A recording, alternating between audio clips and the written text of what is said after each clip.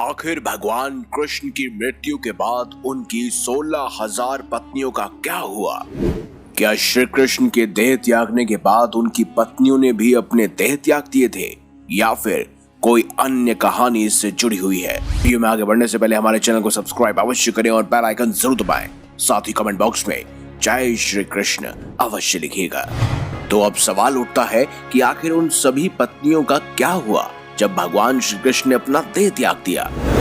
जब अर्जुन के पास ये समाचार पहुंचता है तो वह द्वारका पहुंचते हैं। उनके द्वारका पहुंचने पर भगवान श्री कृष्ण की सभी पत्नियों समेत जितने भी यदुवंशी महिलाएं बची हुई थी, उन सबको भगवान श्री कृष्ण और बलराम के देह त्यागने की बात ना बताते हुए अर्जुन उन सभी स्त्रियों को अपने साथ हस्तिनापुर के लिए रवाना होते हैं। कहते हैं वहां पर कई सारी गर्भवती स्त्रियां भी मौजूद थी और कई सारी ऐसी महिलाएं भी थी जो अपने पतियों को मूसल युद्ध में खो चुकी थी। उसके अलावा कहते हैं भगवान श्री कृष्ण के पिता वासुदेव भी वहां पर जीवित थे। उसके अलावा कृष्ण के परपौत्र यानी वज्रनाभ भी वहां पर मौजूद थे। अब वज्रनाभ कौन है? वज्रनाभ दरअसल अनिरुद्ध के पुत्र थे और अनिरुद्ध स्वयं प्रद्युम्न के पुत्र थे।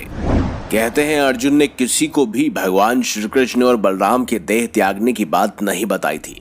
कहते हैं उन्होंने सिर्फ और सिर्फ ये रहस्य श्री कृष्ण के पिता वासुदेव को बताया था। स्वयं वासुदेव ने भी अर्जुन से कहा कि श्री कृष्ण ने उनसे कहा था कि अर्जुन जल्द ही मेरे जाने के बाद आप सभी के पास आएगा और वही इन सब स्त्रियों के बारे में निर्णय लेगा। साथ ही जैसे ही अर्जुन और आप सब इस द्वारका से जाएंगे, द्वारका समुद्र में विलुप्त हो जाएगी।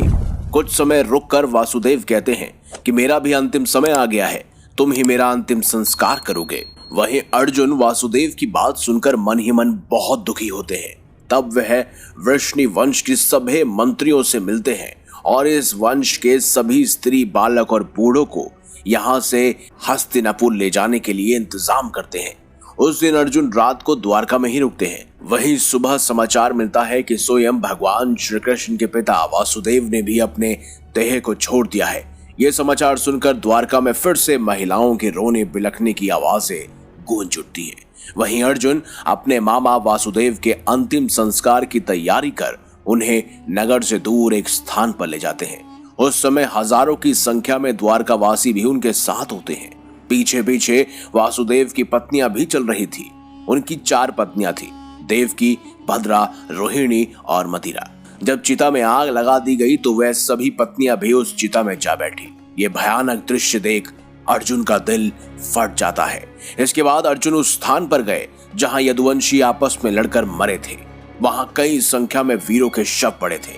अर्जुन ने सभी का अंत्येष्टि कर्म किया और 7वें दिन प्रेत विधि कर्म करके अर्जुन सभी द्वारका वासियों के साथ वहां से निकल पड़े। उनके साथ ऊंट, घोड़े, खच्चर, बैल, रथ आदि पर सवार द्वारका वासियों के साथ ही भगवान श्री कृष्ण की 8 पत्नियां भी थी। साथ में भगवान श्री कृष्ण का परपौत्र वज्रनाभ भी था। कहते हैं कि ये लाखों लोगों का लश्कर था। अर्जुन के द्वारका से निकलते ही नगरी समुद्र में डूब गई। इस अद्भुत दृश्य को द्वारका वासी अपनी आंखों से देखकर आश्चर्यचकित रह गए, क्योंकि यहाँ पर भगवान श्री कृष्ण का वो बात सच हुई जो उन्होंने जाने से पहले कही थी। उस समय वह सभी बस यही सोच रहे थे कि ये सब स्वयं देव की अद्भुत लीला है। यह समुद्र तब तक रुका था जब तक कि हम सभी द्वारका के बाहर नहीं निकल जाते। रास्ते में भयानक आदि जंगल को पार करते हुए वे पंचनद देश में पड़ाव डालते हैं। वहां रहने वाले लुटेरों को जब ये खबर मिलती है कि अर्जुन अकेले ही इतने बड़े जन समुदाय को लेकर हस्तिनापुर जा रहे हैं, तो वह धन के लालच में वहां धावा बोल देते हैं। अर्जुन चीख कर लुटेरों को चेतावनी देते हैं, लेकिन लुटेरों पर उनकी चीख का कोई भी असर नहीं होता। वह लूटपाट करने लगते हैं। वह सिर्फ स्वर्ण आदि ही नहीं लूटते, बल्कि सुंदर और जवान महिलाओं को भी लूट रहे थे।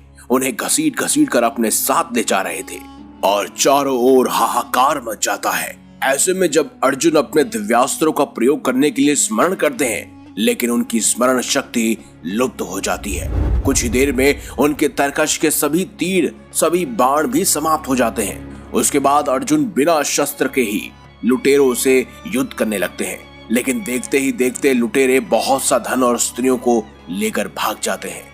खुद को असहाय पाकर अर्जुन को बहुत दुख होता है कि भगवान श्री कृष्ण ने उन पर इतना विश्वास किया, लेकिन वह उनकी स्त्रियों और उनके धन को नहीं बचा सके। वे समझ नहीं पाते कि आखिर क्यों और कैसे मेरी शस्त्र विद्या लुप्त हो गई। जैसे तैसे अर्जुन यदुवंश की बची हुई स्त्रियों और बच्चों को लेकर हस्तिनापुर पहुंचते हैं। यहाँ आकर अर्जुन भगवान श्री कृष्ण के परपौत्र वज्र को इंद्रप्रस्थ का राजा बना देते हैं। बूढ़ों, बालकों और अन्य स्त्रियों को अर्जुन हस्तिनापुर में रहने के लिए कहते हैं। इसके बाद वज्र के बहुत रोकने पर भी अकुरुज की स्त्रियां वन में तपस्या करने के लिए चली जाती हैं। भगवान श्री कृष्ण की 8 पत्नियां थी, जिसमें से रुक्मणी और जामवंती अग्नि में प्रवेश कर जाती है। सत्यभामा और अन्य देवियां तपस्या का निश्चय करती हैं। कहते हैं भगवान श्री कृष्ण की पत्नियां सत्यभामा, जामवंती, रुक्मणी, कालंदी, मित्रबिंदा, सत्या, भद्रा और लक्ष्मणा थी, जिनमें से कुछ पत्नी स्वयं आग की भेंट चढ़ गई तो कुछ पत्नियां स्वयं वन की ओर प्रस्थान कर गई। भगवान श्री कृष्ण के वंश में बचे हुए एकमात्र यदुवंशी उनके परपोते थे, जिनका नाम वज्रनाभ था और वो स्वयं इंद्रप्रस्थ के राजा बनाए गए। बाद में अर्जुन ने महर्षि वेदव्यास के आश्रम में पहुंचकर उनसे एक गुजारिश की। उन्होंने बताया कि कैसे भगवान श्री कृष्ण और बलराम सहित सारे यदुवंशी कैसे आपस में लड़कर समाप्त हो गए और भगवान श्री कृष्ण और बलराम ने अपना देह त्याग दिया। उन्होंने ये भी पूरा वृत्तांत बताया कि वो अपने दिव्यास्त्रों का ज्ञान कैसे खो बैठे। महर्षि ने कहा, ये सब इसी प्रकार से होना था, इसीलिए इसके शोक में नहीं डूबना चाहिए अर्जुन। वहीं बात रही तुम्हारी युद्ध विद्या की, तो स्वयं जब तक भगवान श्री कृष्ण तुम्हारे साथ थे वो खास युद्ध विद्या तुम्हारे साथ रही, लेकिन तुम्हारी युद्ध विद्या एक खास उद्देश्य के लिए ही तुम्हें दी गई थी और वो उद्देश्य पूरा हो चुका है। इसीलिए तुम्हारी युद्ध विद्या, जितने भी दिव्यास्त्रों का ज्ञान था, वो सब विलुप्त हो चुका है। अगर आपको हमारी ये खास जानकारी, ये वीडियो अच्छी लगी है तो इस वीडियो को लाइक करें, हमारे चैनल को सब्सक्राइब करें और ज्यादा से ज्यादा शेयर भी करें। मिलेंगे अगली बार एक नई खास वीडियो के साथ, तब तक देखते रहिए